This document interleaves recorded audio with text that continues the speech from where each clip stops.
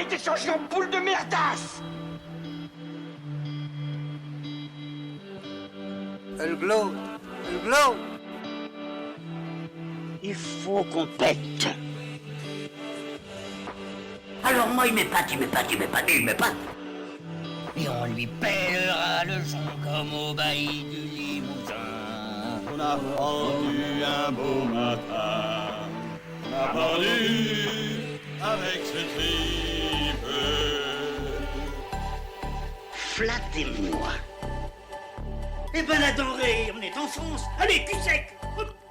Bonjour, bienvenue sur Histoire d'en dire plus. Aujourd'hui, on va parler d'un acteur qui a beaucoup travaillé avec les As, qu'on avait déjà vu, qui a travaillé dans le film comme acteur Y a-t-il un pilote dans l'avion, ou Y a-t-il un flic pour sauver la reine et tout cela. C'est Leslie Nielsen. Allez, c'est parti mon kiki.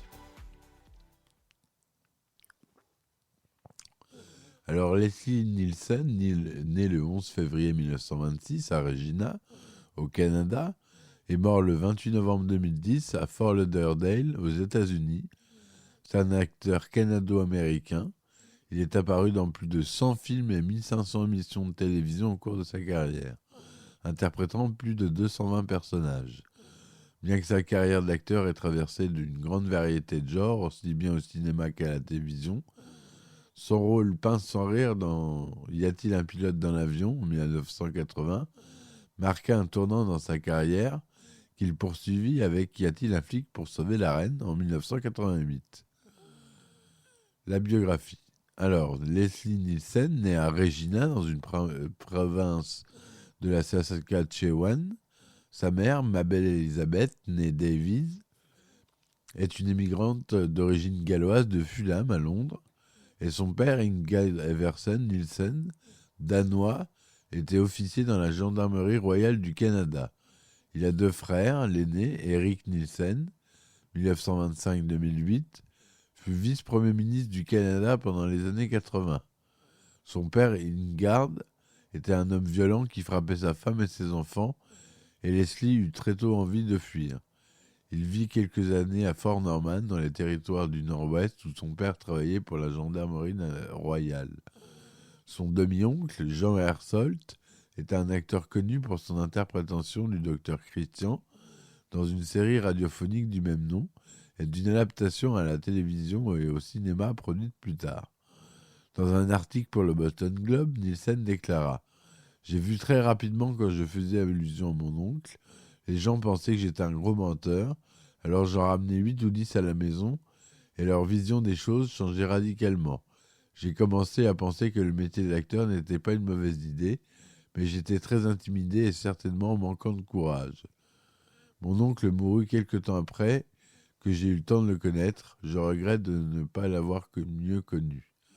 À l'âge de 17 ans, après avoir eu son diplôme de la Victoria Composite High School à Edmonton, il s'enrôle dans l'aviation royale du Canada en tant qu'artilleur aérien à la fin de la Seconde Guerre mondiale. Mais il était trop jeune et trop peu entraîné pour participer au combat outre-Manche. Même s'il fut déclaré sourd, il porta des prothèses auditives plus tard dans sa vie. Il étudie à l'Academy of Radio Arts de Toronto, puis à Neighborhood Playhouse de New York, pendant qu'il jouait au Summerstock Theatre, jusqu'à sa première apparition à la télévision. La carrière de Leslie Nielsen commence en 1948 avec des rôles à la télévision dans un épisode de Studio One au côté de Charlton Heston, pour lequel il fut payé $75, et apparaît seul dans environ 50 programmes en direct en 1950. Nielsen déclara que pour ce qu'il touchait ici, c'était très peu. On avait 75 ou $100 par épisode. Il commence à obtenir des rôles dans des drames, des westerns et des films romantiques.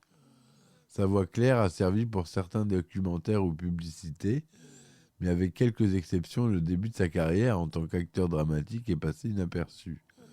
Al Erickson de All Movies précise « La plupart du travail de Nielsen était insignifiant. Un simple bel acteur dans une industrie cinématographique pleine de beaux acteurs. En 1956, il fait les débuts dans un film musical du réalisateur Michael Curtiz, Le Roi des Vagabonds. Nielsen précise à l'interview du Seattle Post-Intelligencer qu'il se souvient de Curtiz comme d'un sadique, un sadique charmant mais un sadique. Nielsen voulait renommer ce film The Vagabond Turkey, le roi d'Inde. Alors que le film n'eut pas eu un grand succès au box-office, le producteur Nicolas Neifak remarqua Nielsen et lui offrit une audition dans un rôle dans un film de science-fiction, Planète Interdite, le fameux, ce qui eut pour conséquence un contrat à long terme avec la Metro Goldwyn Mayer. Très rapidement, Leslie Nielsen décroche l'un des rôles principaux, celui du commandant Adams de Planète Interdite en 1956, devenu un classique de la science-fiction. Planète Interdite eut un succès immédiat. Quelques films suivent, mais l'acteur retourne sur le petit écran. À propos de Planète Interdite, il a déclaré « C'est censé être une version science-fiction de La Tempête de Shakespeare. C'était à propos de l'identité. Qui sait? Les fans de Star Trek le voient comme un précurseur de Star Trek. J'avais juste à porter un uniforme étroit et à regarder Anne Francis. J'étais assez mince à l'époque. » Il obtient ensuite des rôles dans Ransom en 1946, The Opposite Sex en 1956 encore, Hot Summer Night en 1957, et en 1957, il décroche le premier rôle à l'opposant à Debbie Reynolds dans une comédie romantique, Tammy and the Bachelor, ce qui lui valut comme critique dans le Chicago Tribune. Cependant, pas très satisfait des rôles dans les films qu'on lui avait offerts, il surnomma la société de production de Tiffany qui a oublié quel était le prix de l'argent. Nielsen quitta alors la MGM après la première audition pour le rôle de Messala dans le film historique de 1959, Ben-Hur, rôle qui fut attribué à Stephen Boyd. L'acteur atterrit ensuite dans une série de Walt Disney Television, Le Renard des Marais, dans le rôle de Francis Marion, un rôle de la guerre d'indépendance des États-Unis. Dans une interview de 88, en se remémorant la série, il affirme « Ça a été une très belle expérience parce que les employés de Disney ne font pas leur émission comme tous les autres en tournant un épisode par semaine. On avait seulement à réaliser un épisode par mois et le budget était extrêmement élevé pour l'époque. On avait un endroit pour tourner dans un studio décoré plutôt pas cher et des costumes très authentiques. Dans les années 1960 et 70, il cotait une activité ininterrompue à la télévision, apparaissant dans de nombreux téléfilms et dans la plupart des séries américaines de l'époque. Son Columbo, par exemple, il apparaît dans plusieurs épisodes de Columbo. Son visage devient familier du public, mais on ne lui propose pratiquement que des rôles sérieux de policiers, de médecins ou d'officiers. Au cinéma, on retient de cette époque son apparition en commandant dans L'Aventure du Poséidon en 1972, aussi un autre grand film. C'était pendant l'ère des films catastrophes dans les années 1970. L'Aventure du Poséidon, ça a été un des films qui a amorcé cette vague. Les comédies parodiques. En 1980, la carrière de Leslie Nielsen prend une nouvelle direction avec Y a-t-il un pilote dans l'avion?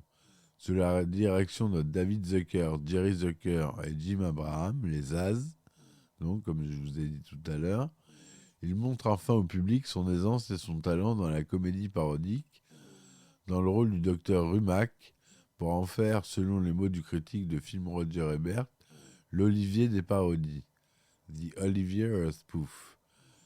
De plus en plus voué au rôle comique, il incarne pour la première fois le policier gaffeur Frank Drebin dans la série Police Squad en 1982. Malgré sa brièveté, 6 épisodes, cette série va engendrer une trilogie de films à succès. Y a-t-il un flic pour sauver la reine en 1988? Y a-t-il un flic pour sauver le président en 1991? Et y a-t-il un flic pour sauver Hollywood en 1994? Son interprétation de personnages sérieux, apparemment inconscients et complices de leur environnement absurde, lui valurent une réputation d'acteur comique. Dans les dernières années de sa carrière, il a apparu dans de nombreux canulars et parodies, mal accueillis par les critiques, mais réalisant de bons résultats au box-office. Il tourne également d'autres parodies plus ou moins réussies dans les années 90, en particulier Dracula, mort et heureux de lettres en 1995, Agent 00 en 1996, Harry à tout prix et le détonateur en 1998, et il reste très actif à la télévision. À l'aube des années 2000, l'échec de Y a-t-il un flic pour sauver l'humanité traduit un certain essoufflement du genre. Lorsque David Zucker reprend en main la série Scary Movie, à partir du 3e volet, il offre à son acteur fétiche le rôle du président des États-Unis dans Scary Movie 3 en 2003 et Scary Movie 4 en 2006. Leslie Nielsen n'a rien perdu de sa drôlerie et reste indissociable de la parodie. Même s'il est moins présent qu'auparavant, on le retrouve ensuite en oncle de super-héros dans Super Hero Movie. Leslie Nielsen a reçu de nombreuses récompenses durant sa carrière, a été introduit au Walk of Fame d'Hollywood et du Canada. Leslie Nielsen s'est marié 4 fois et a eu 2 filles de son second mariage. Il meurt le 28 novembre 2010 dans un hôpital en Floride à l'âge de 84 ans, des suites d'une pneumonie aiguë. Il repose au cimetière d'Evergreen de Fort Lauderdale.